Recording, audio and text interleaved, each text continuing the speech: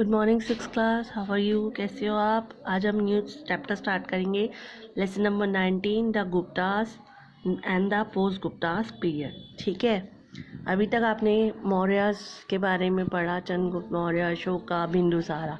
अब हम गुप्तास के बारे में पढ़ेंगे, क्योंकि इस पीरियड को हम golden period of Indian history भी कहते हैं।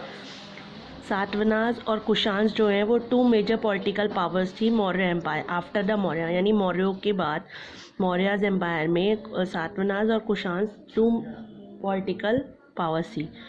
These two empires decline in the third century. ये दोनों एम्पायर्स जो हैं डिक्लाइन हो गए थर्ड सेंचुरी में। इनके फॉल होने के बाद जो एम्पायर स्टार्ट हुआ, जिन्होंने फाउंडेशन स्टार्ट करी मगध में, वो थे गुप्तास। 4 सेंचुरीज़ में मगध पर कंट्रोल किया गुप्तास ने। ये सेकंड मोस्ट पावरफुल एम्पायर था एंशिएंट इंडिया का आफ्टर द मौर्यास। मौर्यास के बाद ये सेकंड मोस्ट पावरफुल डायनेस्टी थी जिन्होंने इस एरिया को कंट्रोल किया। गुप्ता डायनेस्टी ने रूल किया 200 ईयर्स, लगभग 320 CE से 540 CE तक। ये पीरियड अपने इकोनॉमिक और ग्लोरियस एडवांसमेंट, आर्ट और कल्चर के लिए जाना जाता है। इस पीरियड को golden period of Indian history का गोल्डन पीरियड भी कहते हैं, गोल्डन एरा भी कहते हैं। अब आपका आता है गुप्ता एम्पायर। जो सोर्सेज हैं, यानी हमें कुछ चीज़ें मिली हैं जिनसे हमें इनके बारे में इंफॉर्मेशन मिलती है गुप्ता पीरियड्स के, वो सोर्सेज आर्कियोलॉजी भी हैं और लिटरेरी भी, यानी कुछ बुक्स मिली हैं, कुछ बिल्डिंग्स मिली हैं जिनसे हमें इनके बारे में पता चलता है। सबसे पहले प्रयाग प्रशस्ति जो समुद्रगुप्त ने बनवाया था एट इलाहाबाद में। उसके बाद पेंटिंग्स मिली हैं अजंता गेट्स पे, कॉइन्स इशू किए थे गुप्ता रूलर्स ने। इसके अलावा जो उनका फेमस पोएट से कालिदास, वो भी उनके टाइम में थे। इसके अलावा उन्होंने पोएम्स लिखे हैं, मेघदूतम, अभिज्ञान शाकुंतलम। इसके अलावा फॉरेन ट्रैवलर्स के अकाउंट्स मिले हैं, जैसे फैक्सीन यानी फाहीन जिसे कहते हैं, यांग तिसांग, ये इनके लिटरेरी सोर्सेज मिले हैं। अब आपका आता है चंद्रगुप्त फर्स्ट। सबसे पहले Gupta dynasty started by Shri Gupta. Gupta dynasty का जो स्टार्ट किया था वो 240 से 280 तक, उसका फर्स्ट रूलर था श्री गुप्ता। उसके बाद जो सक्सेसर बना, यानी जो सीट पर बैठा, उनका नाम था चंद्रगुप्ता फर्स्ट, 320 CE से 335 CE तक। जब वो स्ट्रीट पर बैठा, ही इज रूल वॉज, उसका मेन काम था मगध को कंट्रोल करना। उन्होंने अपना एम्पायर को बहुत बढ़ाया, मैट्रिमोनियल्स एलायंस समझौते किए, विजय करा लोगों पर, यहाँ तक कि उन्होंने खुद मैरिज की कुमारा देवी, जो एक प्रिंसेस थी लिच्छिछिवी ट्राइब की, यानी एक ट्राइब की राजकुमारी के साथ, कुमारा देवी के साथ उन्होंने मैरिज करी। इस ट्राइब ने, यानी कुमारा देवी की ट्राइब ने उनकी हेल्प करी उनके एम्पायर को बढ़ाने में, यानी नेबरिंग टेरिटरी को कंट्रोल करने में। धीरे धीरे उनका एम्पायर एक्सपेंड होता गया चंद्रगुप्त फर्स्ट का। उनके पास कौन कौन सा एरिया आ गया? उत्तर प्रदेश, बिहार, तिहूट एंड ऊद। इन्होंने हाई साउंडिंग टाइटल्स, मतलब इनको कहा जाता था महाराज धीराज, यानी किंग्स ऑफ किंग, राजाओं के राजा, और सम्राट, या इनको बोला जाता था सम्राट। समुद्रगुप्त यानी चंद्रगुप्त फर्स्ट के बाद उनका बेटा बैठा जिसका नाम था समुद्रगुप्त। वो बहुत ही एबल किंग था, इंडिया में हैज़ एवर हैड, आज तक नहीं हुआ, मतलब इतना योग्य राजा था।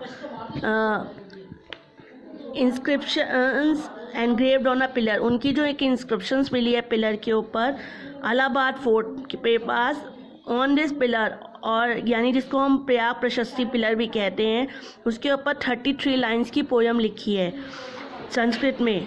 किसने लिखी थी? हरिसेना ने। इस पोयम में बताया गया है समुद्रगुप्ता की कॉन्केस्ट और मिलिट्री एक्सप्लोर के बारे, किस तरह से उसने धीरे धीरे सब एरिया को अपने कंट्रोल में किया। ठीक है, अब आता है आपका क्या कहते हैं, समुद्रगुप्ता ने अपने एम्पायर को धीरे धीरे बढ़ाया, और डायरेक्शंस में उसने एरियाज़ को अपने कंट्रोल में किया। ही डिफीटेड द नागा रूलर्स, उसने मथुरा के नागा रूलर्स को हराया, ग्वालियर और अचितारा इन द नॉर्थ में। उसके अलावा उसकी सबसे इम्पॉर्टेंट कैंपेनिंग थी डेक्कन में, दक्षिण एरिया में। इन हिज लाइफ टाइम में उसने बहुत सारे 20 किंगडम्स को अपने कंट्रोल में किया। उसने अपनी टेरिटरी को 2 पार्ट में डिवाइड किया, एक वो टेरिटरी जो उसके डायरेक्ट कंट्रोल में थी, एक वो टेरिटरी जो उसके डायरेक्ट कंट्रोल में नहीं थी। जो टेरिटरीज उसके डायरेक्ट कंट्रोल में थी वो थी from Bengal in the east, to the Delhi in the west, यानी बंगाल से में ईस्ट में बंगाल से स्टार्ट होके वेस्ट में दिल्ली तक, और हिमालय इन द नॉर्थ से river Narmada in the south तक। और जो टेरिटरी उसके डायरेक्ट कंट्रोल में नहीं थी, यानी जो उसके बिहाफ पे बाकी राजा संभालते थे, वो विच ही कॉन्कर्ड बट रिटर्न, वो जीत कर वापस नेटिव किंग्स को ही दे देता था। पर इंस्ट्रक्शंस यानी एडवाइस किसकी चलती थी? समुद्रगुप्त की। ही अनेक्स द किंगडम, उसने किंगडम्स ऑफ वेस्टर्न घाट यानी कौन कौन से एरियाज़ को अपने कंट्रोल में किया? वेस्टर्न गैंगेटिक प्लेन, डेक्कन में। इसके अलावा उसने अपनी पावर कहाँ तक बढ़ाई? कांचीपुरम तक। उसने फ्रेंडली रिलेशन किए, दोस्ती करी किसके साथ? कुशानाज और साका रूलर्स के साथ।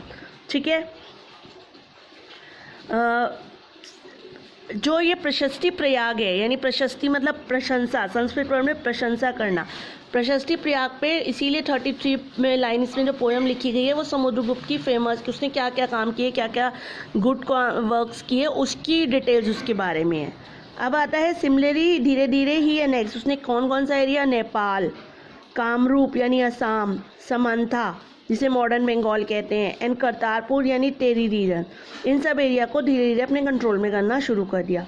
The rulers had to accept his suzerainty, जो रूलर्स थे यानी राजा थे, उन लोगों ने इसकी जो एरियाज ने अपने कंट्रोल में किया था उसको समझा और उसके नीचे काम करना शुरू किया।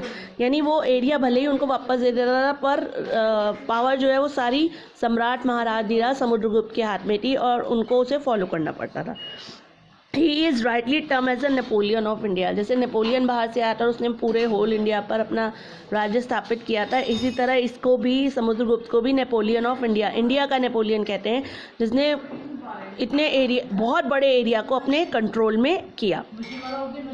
समुद्रगुप्त एक great pattern of art and literature, Samudragupta को केवल एरिया ही नहीं बल्कि वो बहुत शौक था उसको आर्ट का और लिटरेचर का। उसके दरबार में बहुत सारे स्कॉलर्स विद्वान थे, जैसे हरिसेना, असंगा और वासुबंधु, ये उसके इम्पोर्टेंट स्कॉलर थे प्रेजेंट इन हिज कोर्ट, जो उसकी कोर्ट में रहते थे। Samudragupta himself was a poet, Samudragupta खुद एक पोएट था, कवि था, एक म्यूजिशियन था। दो अ वर्शिपर ऑफ लॉर्ड शिवा, भक्त था लॉर्ड वर्शिप का, लॉर्ड शिवा का वो भक्त था, यानी वो लॉर्ड शिवा को वो पूजा मानता था। He was tolerant of other creeds and allow the Buddhist Sri Lankan king to build a monastery at Bodh Gaya, यानी उसने लोगों को फॉलो, ये नहीं जबरदस्ती है कि अब लॉर्ड शिवा को ही फॉलो करो। जैसे एक धर्म था उस समय प्रचलित बुद्धिस्ट धर्म, श्रीलंकन किंग्स ने भेजा था, मॉन्स्ट्री बनाई थी बोध गया में, तो उसने अलाउ किया वहाँ बनाने के लिए। यानी अगर कुछ लोग उस धर्म को अपनाना चाहते तो उसने उसको मना नहीं किया, बल्कि उनको ये धर्म अपनाने के लिए कि अगर आप जिस धर्म को अपनाना चाहें उस धर्म को अपना सकते हैं। चलिए आज के लिए इतना ही। हैव अ नाइस डे बच्चा।